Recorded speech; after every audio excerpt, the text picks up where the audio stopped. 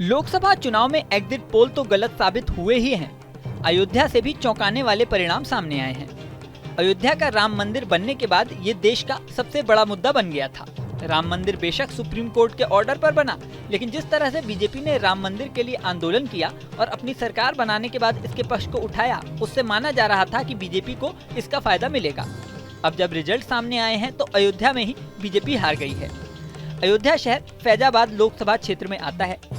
फैजाबाद लोकसभा क्षेत्र या आम बोलचाल भाषा में कहें तो अयोध्या से बीजेपी ने लल्लू सिंह को टिकट दिया था।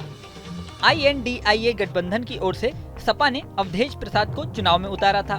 सपा के अवधेश प्रसाद ने लल्लू सिंह को 48,104 वोटों से हरा दिया है। बीजेपी को अयोध्या में हार क्यों मिली, आइए इसे समझते हैं। मीडिया रिपोर्ट्स के अनुसार बीजेपी का पूरा फोकस अयोध्या धाम पर था। सोशल मीडिया से लेकर चुनाव प्रचार तक अयोध्या धाम में हुए विकास कार्यों को बताया गया, लेकिन बीजेपी ने अयोध्या के ग्रामीण क्षेत्रों में बहुत ज्यादा ध्यान नहीं दिया। अयोध्या धाम के ग्रामीण क्षेत्रों की तस्वीर बिल्कुल अलग रही। ग्रामीणों के इसी आक्रोश के चलते बीजेपी के पक्ष में मतदान नहीं हुआ। वहीं रामपथ निर्माण के समय तोड़े गए घर और दुकान भी बड़ा मुद्दा रहे। कई लोगों के घर और दुकान तोड़े गए थे। निराशाजनक पहलू ये रहा कि कई लोगों को अभी तक मुआवजा नहीं मिला।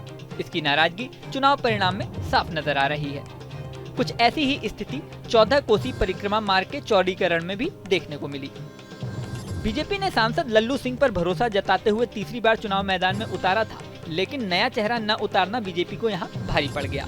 दरअसल बताया जा रहा है कि लल्लू सिंह के खिलाफ स्थानीय लोगों में नाराजगी थी, आक्रोश था।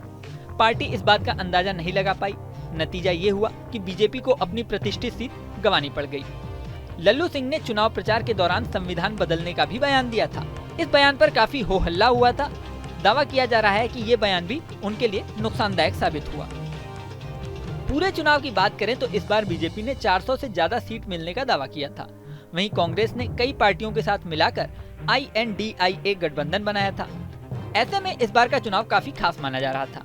INDIA गठबंधन ने एग्जिट पोल के दावों से बेहतर प्रदर्शन किया, लेकिन बहुमत के आंकड़े से काफी पीछे है।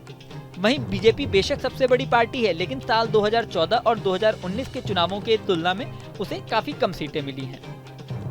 इन दो चुनावों में बीजेपी को अकेले ही बहुमत मिल गया था और एनडीए के सहयोगी दलों को मिलाकर वो 300 के आंकड़े के पार गई थी, लेकिन इस बार 300 से कम सीटों में ही सिमटती हुई दिखाई दे रही है।